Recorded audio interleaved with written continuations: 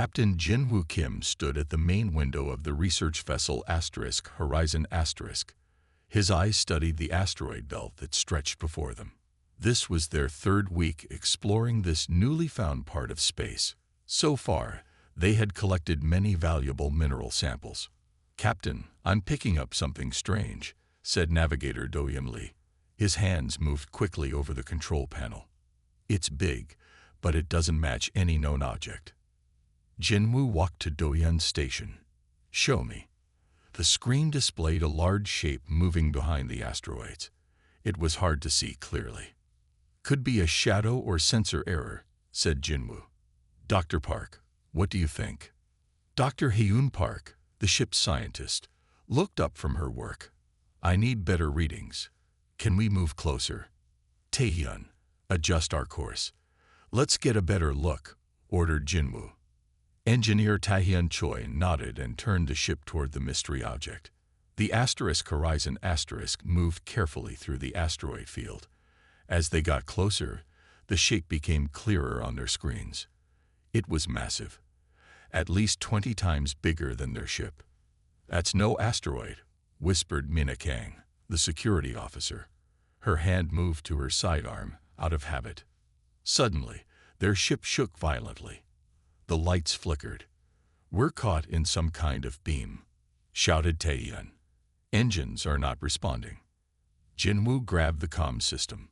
"All crew, brace for impact." The Horizon * was pulled toward the giant object. Now they could see it clearly. A massive ship with a design like nothing humans had ever built. Its surface looked like dark metal, with strange patterns that seemed to shift and move. The research vessel was pulled inside a huge opening. The crew watched in shock as their ship was swallowed by the alien vessel. Communications Officer Song, "Send an emergency signal to Earth," ordered Jinwoo. Ju Song tried the comm system. "No signal can get out, Captain. Something is blocking all transmissions." The Horizon * came to rest in a large hangar. Through the windows, they could see tall figures moving around their ship. The beings were at least 8 feet tall with scales that shimmered under the strange lights. They stood on 2 legs and had long arms that ended in clawed hands. "They look like reptiles," said Dr. Park, her voice a mix of fear and scientific interest. "Everyone, stay calm," said Jinwoo. "We don't know their intentions." The aliens surrounded the ship. One of them pointed a device at the main door. With a hiss, the Horizon's * door opened against the crew's wishes. "They've overridden our systems," said Taehyun in disbelief. 3 of the reptilian beings entered the ship. They walked with confidence, their heads turning to study the humans with large golden eyes. The tallest one made clicking sounds that echoed in the bridge.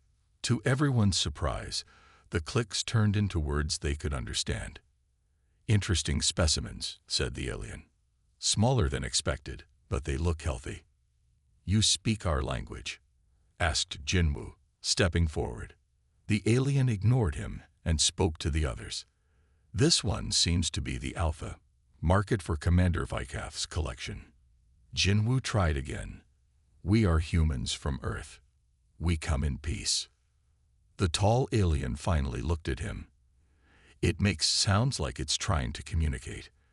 The creature reached out and patted Jinwoo's head like one would pet a dog.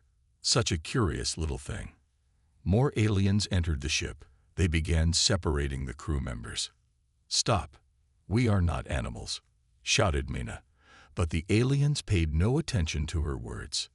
One by one, the crew was taken from the bridge.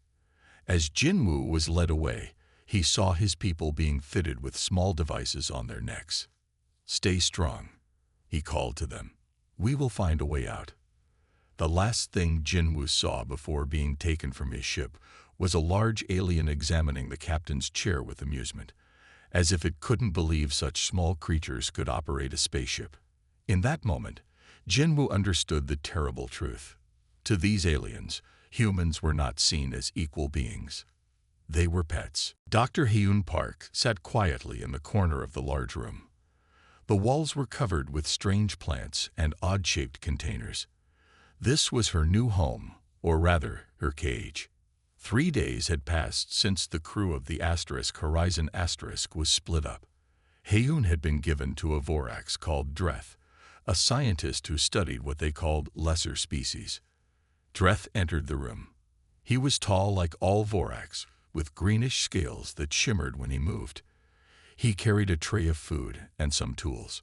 "Good morning, little one," he said, placing the tray on a table. "Time for today's tests." Heyoon remained silent. She had learned quickly that showing too much intelligence could be dangerous. The Vorax didn't believe humans could really think or feel like they did. Dreth picked up a small device and pointed it at her. "Hold still now. This won't hurt." Heyoon stayed still as he scanned her body. She watched his every move. As a xenobiologist, she found herself both terrified and fascinated by these aliens. "Your body temperature is higher today," said Dreth, mostly talking to himself. "Interesting." He made notes on a screen, not paying much attention to Heyoon, as she slowly edged closer to see what he was writing. The Vorax language looked like curved lines and dots, but the translation implant in her neck helped her understand some of it. "You seem to like watching me work," Dreth said suddenly, catching her peeking. "You're smarter than the others said, but still so primitive." He patted her head and pushed a bowl of food toward her. "Eat, then we'll test your problem-solving skills." Heyoon ate the strange food slowly. It tasted bland, but gave her energy. As she ate, she studied the lab. She noticed things that Dreth didn't think she could understand. Maps of the ship on screens, communication devices, and various tools. After eating, Dreth placed a simple puzzle box in front of her. "Open this to get a treat," he said, as if talking to a child. Heyoon could have solved it instantly, but she pretended to struggle. She needed Dreth to underestimate her. After a few minutes, she accidentally solved the puzzle. "Good." Dreth seemed pleased. "You learned faster than expected." Later, when Dreth left for a meeting, Heyoon carefully explored the lab. She found a panel that showed the ship's layout. The Vorax vessel was enormous, like a floating city in space. She touched the screen and jumped when it responded to her. The Vorax didn't lock their systems because they never thought their pets could use them. Quickly, Heyoon memorized what she saw. She found the areas marked as specimen holding, where other crew members might be kept. Then she heard Dreth returning and rushed back to her corner. That night, when Dreth thought she was sleeping, Heyoon tested the translation implant in her neck. She discovered she could make it vibrate at different frequencies by tensing certain muscles. With practice, she might be able to use it to send messages. The next day, Dreth took her to his workplace. It was a large room filled with other Vorax scientists and their pets. To her surprise, she saw Navigator Doyeon across the room. He was with another Vorax scientist. Their eyes met briefly, and Heyoon gave a small nod. "Look how excited it is to see one of its kind," Dreth said to a colleague. "They're social creatures, like many simple species." The other Vorax laughed. "Don't get too attached, Dreth. Commander Vikath says we'll reach the human home planet soon. We'll have many more specimens then." Heyoon felt cold fear grip her heart. The Vorax were heading to Earth. As Dreth worked, Heyoon noticed something important. When a certain machine in the lab made a high-pitched sound, the Vorax seemed uncomfortable. They adjusted dials to lower the frequency, rubbing their head scales in pain. Heyoon stored this information carefully.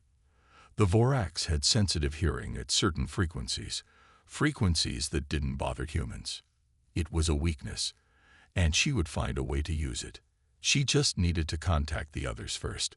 Somewhere on this ship, Captain Jinwoo and the rest of the crew were waiting, and Heyoon was watching, learning, planning. Navigator Doyeon Lee sat in the small cage in his Vorax owner's quarters. His owner, a ship navigator named Krex, had chosen Doyeon because he seemed alert and attentive. Doyeon touched the small implant on his neck. For 5 days, he had been working on something the Vorax would never expect.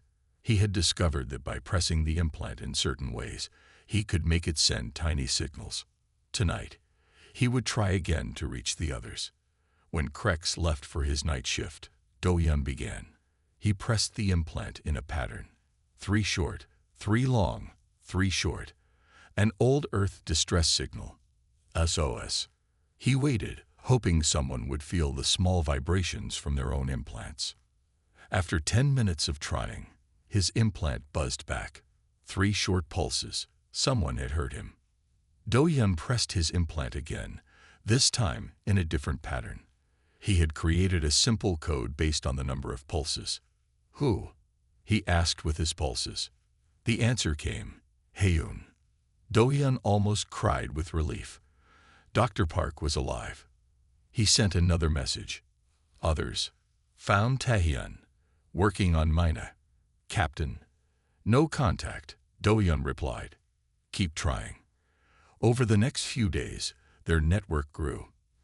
Taehyun, the engineer, figured out how to increase the range of the implant signals. Soon, they had contact with Security Officer Mina Kang and Communications Officer Ju Song. But Captain Jinwoo was still missing. 1 week later, during another secret communication, Do-hyun's implant buzzed with an unfamiliar pattern. This is Captain Kim. Report status. The crew was overjoyed. They all sent quick status reports through their makeshift communication system. Haeun, in Science Lab. Learning Vorax weaknesses. They have sensitive hearing. Taehyun, Engine Room. Studying ship systems. Found access points. Mina, contact with other species. Possible allies. Ju-woo, monitoring Vorax communications. Ship heading to Earth. 3 weeks away. Captain Jinwoo's message came back. Make ship map. Find meeting place. Share all info. Each crew member had a different job now. Do-hyun's task was to map the ship. As Krex's pet, he went to many parts of the ship. He memorized routes, doors, and guard posts. At night, he sent this information to the others through the implant network. One day, Krex took Do-hyun to the main bridge. It was huge, with dozens of Vorax working at stations. Through a large window, Do-hyun could see stars streaking by. The ship was moving fast toward Earth. See, little one. That's where we're going to find more like you, Krex said, pointing to a screen showing Earth. The commander is excited to add more humans to our collection. Do-hyun kept his face blank, but inside he felt sick. The Vorax saw humans as animals to collect. That night, he sent an urgent message. Bridge has Earth coordinates. Planning large capture. The next day, while Krex was sleeping, Do-hyun noticed something strange. Another pet, a small blue-skinned alien with 4 arms, was watching him from across the room. The alien made a gesture with its upper right hand, then pointed to its neck implant. Do-hyun was shocked. The other species had discovered the communication trick too. He carefully sent a pulse pattern. The blue alien's eyes widened, and it sent back a pattern. I am 6. Trellin, we talk. Do-hyun replied, yes. Human. Friends? The blue alien nodded slowly. That night, Do-hyun sent an excited message to the crew. Other species communicating too. Using same method. Possible alliance. Captain Jinwoo's reply was quick. Excellent. Make contact. We are not alone. For the first time since their capture, Do-hyun felt hope. The Vorax thought they had collected harmless pets from different worlds. They didn't realize they had brought together a network of intelligent beings, all working toward freedom. The Vorax saw only pets.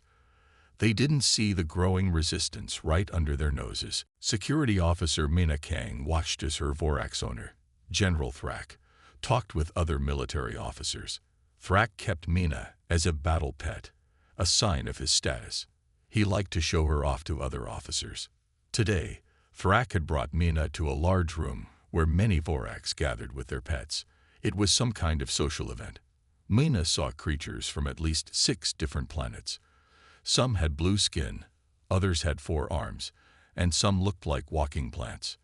When Thrak wasn't looking, Minna moved closer to a small blue alien with 4 arms. Do-hyun had told her about the Trellin. This must be one of them.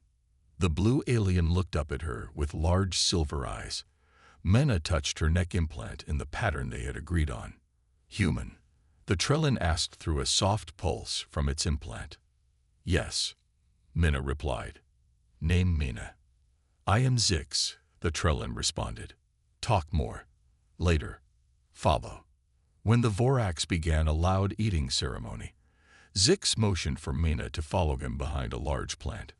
2 other aliens joined them, a furry creature with long ears and a tall, thin being with skin like tree bark. Friends, Zix said, pointing to them. Lure and Pax. Minna nodded to them. How long have you been pets? Zix's face showed sadness. Trellin, 300 years. Lure's people, 50 years. Pax's kind, 20 years. Minna was shocked. 300 years. You've been captives that long. Yes, Zix said. Vorax find new worlds. Take few of us. Add to collection. But you've been planning something, Minna said. That's why you contacted us. Zix made a strange sound, like quiet bells. It was laughter. Yes, Trellin looks simple. Act simple. But we watch. We learn. He touched a small tool hidden in his hand. We build. What is that? Minna asked. Tool to control doors. Trellin good with technology. But Zix looked down. We are not strong. Not good fighters. Minna understood. That's where we can help. Humans are strong. Zix nodded. Alliance. All species. Different skills. Lure, the furry alien, spoke through his implant. My people know ship air systems, can spread things through air. Pax, the tree-like alien, added, my kind resistant to Vorax weapons, can protect others. Minna felt hope growing. Each species had different strengths. Together, they might have a chance. How many of you are working together? She asked. Many, Zix said. Hundreds. All waiting. Need plan. Need leader. Minna thought of Captain Jinwoo. We have a leader. He's planning now. Their meeting was cut short when a Vorax guard walked by. They quickly separated, but before they did, Zix pressed something into Minna's hand. A small device the size of a button. Communication, he whispered. Better than implants. Give to your leader. That night, Minna sent a long message to Captain Jinwoo through her implant. She told him about the alliance with the other species and described the device from Zix. The next day, General Thrak took Minna to a training area where Vorax practiced combat. As a security officer, Minna paid careful attention to their fighting style. The Vorax were strong, but moved in predictable patterns. They had weak spots where their scales were thinner, at the neck and under the arms. After training, Thrak met with Commander Vikath, Captain Jinwoo's owner. For the first time since their capture, Minna saw Jinwoo. He looked thinner, but his eyes were still sharp and alert. While the Vorax talked, Jinwoo and Minna exchanged quick implant messages. Device. Jinwoo asked. Hidden in my cage, Minna replied. Alien Alliance ready. Good, Jinwoo sent back. Earth 2 weeks away. Must act soon. Plan, Minna asked. Working on it, Jinwoo replied. Taehyun found weak point in ship systems. Haeun discovered sound weapon. The Vorax ended their meeting. As they left, Jinwoo sent one final message to Minna. Tell Alliance. Prepare. Freedom comes soon. Minna looked around at the many pets in the room. The Vorax never looked at them twice. They never imagined their pets could think, plan, or work together. It would be their biggest mistake. Engineer Taehyun Choi sat on a small bench in the engine room. His Vorax owner, Chief Engineer Malx, was showing him off to other engineers. Watch this, Malx said proudly. He pointed to a simple puzzle box. Solve, little one. Taehyun quickly put the pieces together. The Vorax engineers clicked their tongues in amazement. It's so smart for such a simple creature, one of them said. Taehyun kept his face blank. For weeks, he had been playing this game, acting smart enough to impress, but not smart enough to scare them. The Vorax thought he was a clever pet, nothing more. But while they watched him solve puzzles, Taehyun was watching them work on the ship's engines. He understood more than they knew. Later, when Maltz was busy, Taehyun snuck to a control panel. He had been studying Vorax numbers and controls. With quick fingers, he accessed the ship's systems. On the screen, he saw what he feared. The ship was 10 days away from Earth. The Vorax planned to catch thousands of humans. Taehyun found something else important. The ship's power system had a weak point. The main power lines ran through one central area. If they could damage that area, the whole ship would lose power. He memorized the location, then went back to his bench before Mouse returned. That night, using the communication device from Zix that Minna had passed to him, Taehyun contacted Captain Jinwoo. Found ship weakness, he reported. Central power hub on level 6. Good work, Jinwoo replied. Keep watching.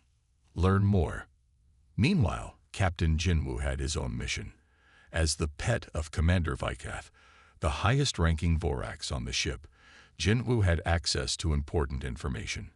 Vykath kept Jinwoo with him at all times, showing off the alpha human to other commanders. Jinwoo played his role well, smart enough to follow orders, but always acting like he didn't fully understand. Today, Vykath was having an important meeting. Jinwoo sat quietly in the corner, watching and listening. We will reach the human homeworld in 10 days, Vykath announced to his officers.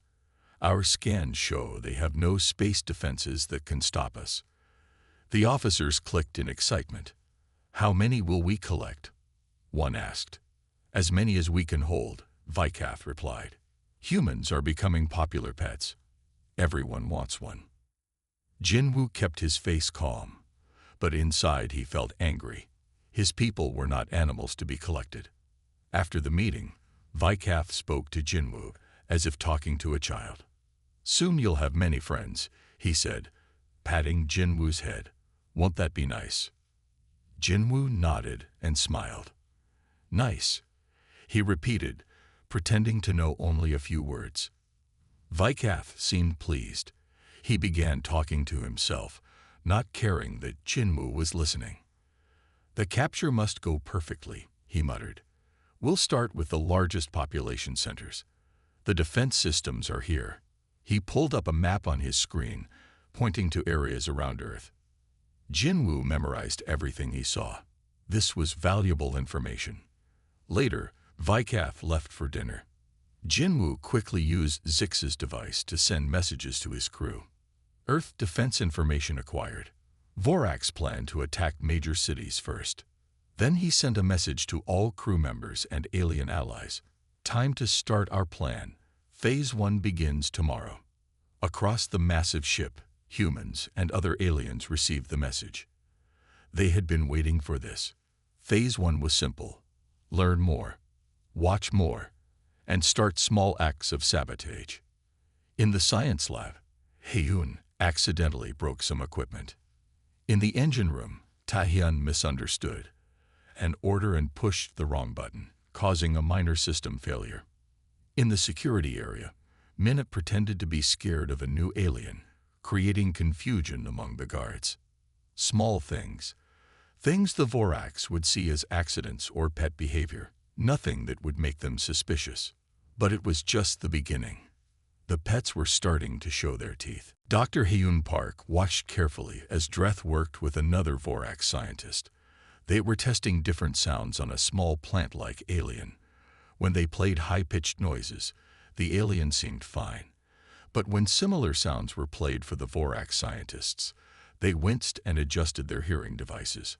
Haeun had noticed this pattern many times now. The Vorax had very sensitive hearing at certain frequencies, sounds that didn't bother humans or most other species. After the tests, Dreth left Heyoon alone in the lab while he went to a meeting. This was her chance. She quickly went to Dreth's computer and began searching through his files. What she found surprised her. The Voraks were not one species that evolved naturally. They had engineered themselves over thousands of years to be perfect. Each Voraks was bred for a specific job. Scientists, warriors, leaders, workers. They could not do jobs they weren't made for. They're like insects. Heyoon whispered to herself. Each one has only one role. This explained why the Voraks never imagined their pets could work together across different skills. In their world, a scientist could never fight, and a warrior could never do science. Each Voraks was trapped in the role they were born for. It was their biggest weakness. Heyoon found more information about their hearing. The Voraks had enhanced their senses, but this made them extremely sensitive to certain sound frequencies. Sounds between 15,000 and 20,000 hertz caused them severe pain. Humans could hear these sounds but weren't hurt by them. Most of the other alien species also weren't affected.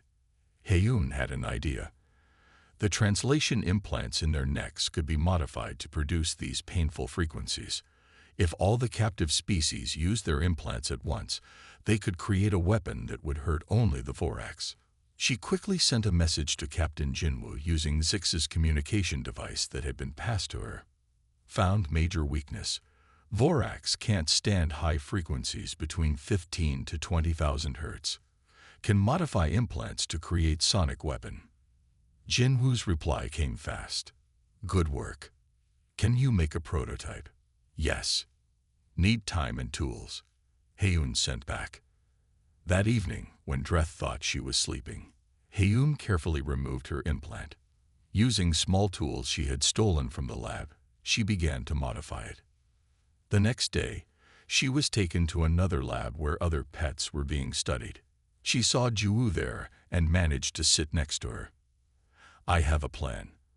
Heyoon whispered while the Voraks were busy. She quickly explained about the sonic weapon. Jinwoo nodded. I can spread the word.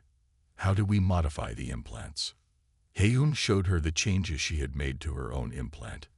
It's simple if you have the right tools. While they talked, Heyoon noticed something else important. The Vorak scientists all wore small badges that controlled doors and computers. If they could get one of these badges, they could access more of the ship. Later that day, Heyoon pretended to be sick. Dreth was concerned. He didn't want his valuable specimen to die. He picked her up to examine her more closely. As he held her, Heyoon reached out as if in pain and grabbed his badge. With a quick move, she dropped it into her pocket without him noticing. That night, she used the badge to access Dreth's private files. She found complete maps of the ship and, most importantly, the schedule for their arrival at Earth, just 7 days away. She sent everything to Captain Jinwoo. His response was direct. Begin Phase 2. Distribute sonic weapon plans. Prepare for 3 days from now. We will take the ship before we reach Earth. Heyoon felt both excited and scared. The plan was dangerous. If they failed, the Voraks would surely kill them all. But they had no choice. Earth was in danger, and they were the only ones who could save it. The pets were about to show the Voraks that they had severely underestimated their intelligence, their courage, and most of all, their ability to work together. The pack was ready to hunt. Communications Officer Ju Song moved quietly through the pet area. For 3 days, she had been passing messages between all the groups. As the ship's former communications officer, this was her specialty. Today was the day. In just a few hours, they would start the rebellion. Ju touched the modified implant on her neck. Thanks to Heyoon's design, it could now produce the high-pitched sound that hurt the Voraks. Nearly 500 pets of different species had the same modified devices. Are the Trellin ready? She asked a small blue alien hiding behind a plant. The Trellin nodded, all in position, waiting for signal. Jinwoo moved on, checking with each group. The furry lure would block air vents to spread confusion. The tree-like packs would protect the weaker species. The humans would lead the attack teams. At last, she reached the meeting point where Captain Jinwoo waited. He had escaped from Commander Vykath by pretending to be sick. "Status report," he said. "All groups ready," Jinwoo replied. "Waiting for your signal." Jinwoo looked at the small device in his hand. A timer showing the ship's official time. "We move in 30 minutes. Pass the word." Jinwoo sent the message through the network of communication devices. Across the massive ship, humans and aliens prepared themselves. In the engine room, Taehyun waited near the power controls. In the lab, Haeun stood ready with stolen Vorax tools. In the security section, Minna gathered with a group of strong aliens. When the timer reached 0, Jinwoo pressed his modified implant. It sent a signal to all the others. At once, 500 implants began to emit a high-pitched sound that only the Vorax could hear. Throughout the ship, Vorax dropped what they were doing and covered their ears in pain. Some fell to the ground, unable to think or move. "Now," shouted Jinwoo. In the engine room, Taehyun quickly took control of the power systems. He shut down lights in Vorax areas while keeping them on in pet sections. In the security area, Minna led her team to capture weapons. The Vorax guards were in too much pain to stop them. In the science lab, Haeun used Dreth's badge to lock out Vorax access to the computers. Then she changed the air system to spread a mild sleeping gas in Vorax quarters. All across the ship, pets who had been quiet and obedient for years, or in some cases, centuries, rose up against their masters. The Vorax were completely confused. They had never imagined their pets could organize like this. Their rigid minds couldn't understand how creatures from different planets could work together. In the main control room, Commander Vykath was shouting orders, but no one could hear him over the painful noise. "Turn it off," he screamed. "Find what's causing this." Suddenly, the doors opened, and Captain Jinwoo walked in with Minna and a group of armed former pets. "It stops when you surrender," Jinwoo said calmly. Vykath stared in shock. "You? But you're just a pet." "We are not pets," Jinwoo said. "We never were." The Vorax commander couldn't accept what was happening. In his mind, lesser species could not possibly defeat the Vorax. He lunged at Jinwoo with his claws out. Jinwoo was ready. He stepped aside, and with Minna's help, pinned the commander to the ground. "The ship is ours," Minna reported, looking at the control screens showing the rebellion's progress. "Most Vorax are contained or unconscious." Jinwoo nodded and turned to a communication panel. He broadcast his voice throughout the ship. "Attention all Vorax. Your ship is now under our control. Surrender peacefully, and you will not be harmed. Continue to fight, and you will be put to sleep with gas. The choice is yours." Across the ship, confused and defeated Vorax began to surrender. They still couldn't understand how it had happened. They had collected pets from a dozen worlds. They never realized they were bringing together a force that would defeat them. They called them pets. They didn't see the pack. The ship's alarm blared loudly. Red lights flashed in every corridor. The rebellion had control of many areas, but the Vorax were fighting back. Security officer Mina Kang led a team of humans and Pax aliens down a long hallway. They carried weapons taken from Vorax guards. Ahead of them, a group of Vorax warrior caste blocked their path. "They're trying to reach the weapons room," Minna said to her team. "We can't let them get there." The Vorax warriors charged forward. They were twice as tall as humans and had sharp claws, but they moved in straight lines, following the battle patterns they were trained to use. Mina had studied their fighting style for weeks. She knew their weaknesses.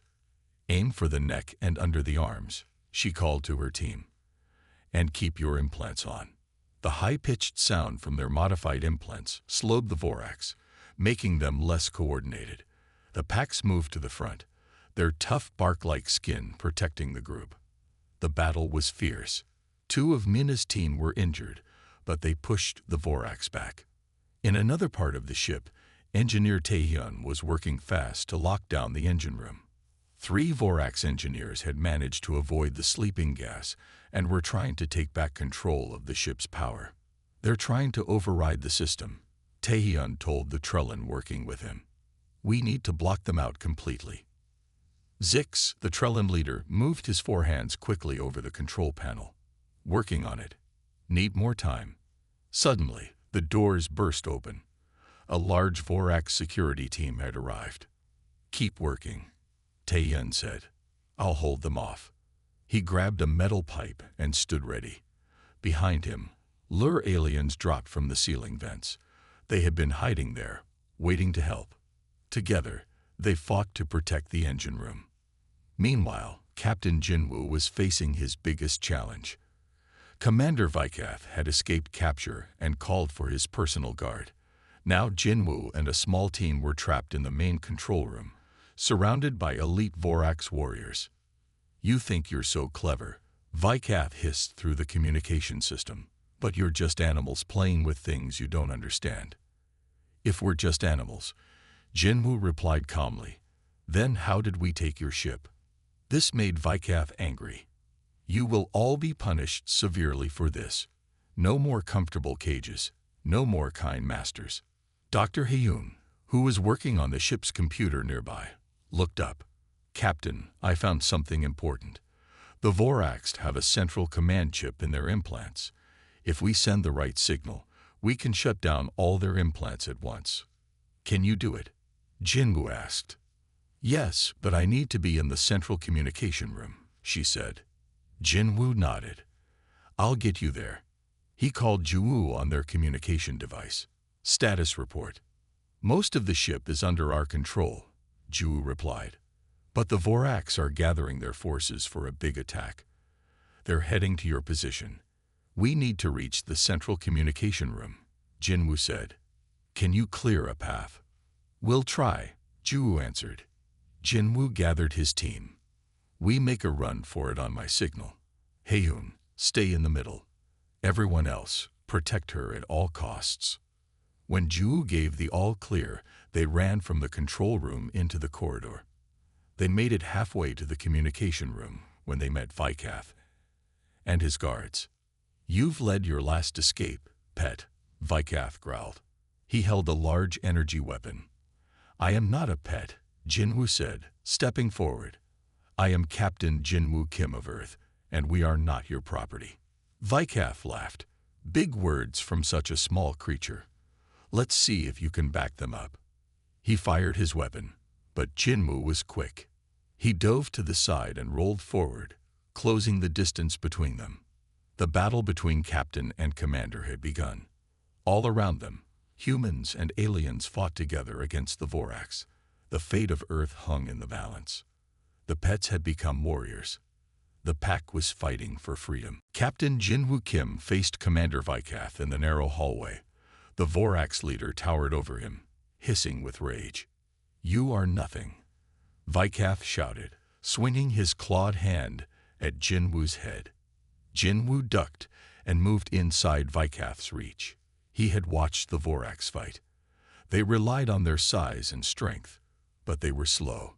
"Now, Hyun," Jinwoo called as he kept Vykath busy. Dr. Hyun Park ran past them toward the communication room. 2 of Vykath's guards tried to stop her, but Minna appeared with her team and blocked their path. "Go," Minna shouted to Hyun. "We'll hold them off." Hyun reached the communication room and quickly went to work. Her fingers flew over the alien controls. She had studied Vorax technology for weeks and now knew how to use it. Meanwhile, the battle raged throughout the ship. Humans fought alongside Trellin, Lure, Pax, and other former pets. They were smaller than the Vorax, but they were smarter and worked together better. In the engine room, Taehyun and Zix had finally locked the Vorax out of all ship systems. The power was now completely under their control. "Send word to the captain," Taehyun said. "We can shut down any section of the ship he wants." Back in the hallway, Jinwoo was still fighting Vykath. The Vorax commander had landed several painful blows, and Jinwoo was bleeding. But he had also hurt Vikath, hitting the sensitive spots under his arms where the scales were thin. "Why do you keep fighting?" Vikath asked, breathing hard. "You are just one small human." "I'm not alone," Jinwoo replied. "I never was." At that moment, Heum's voice came over the ship's speakers. "Attention all rebellion forces. Cover your ears now." Everyone who had been a pet quickly put their hands over their ears. The next sound was a high-pitched tone that was far louder than their implants could make. It blasted through every speaker on the ship. The Voraks fell to their knees in pain. Vikath screamed and dropped his weapon. All across the ship, Voraks warriors, scientists, and workers collapsed, unable to fight through the terrible sound. When the noise stopped, the Voraks were too weak to resist. The rebellion forces quickly tied them up. Heun had found the Voraks' greatest weakness and used it against them. 2 hours later, all the Voraks were contained in secure areas of the ship. The former pets gathered in the main hall to celebrate their victory. Captain Jinwoo, with bandages on his face and arm, stood before them all. "Today, we won our freedom," he said. "But we also learned something important.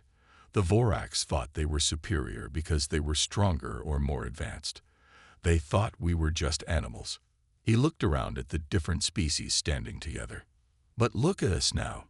Humans, Trellin, Lure, Pax, we all worked together. We used our different strengths. We formed a pack." Zix stepped forward. "What happens now, Captain? Where do we go?"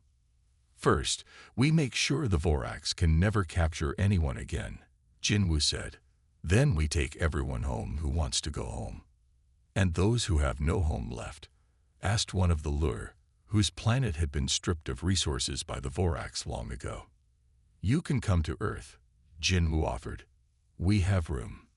Later on the bridge, Jinwoo and his crew set a new course, away from Earth and toward a Voraks prison planet. They would drop off their captors there.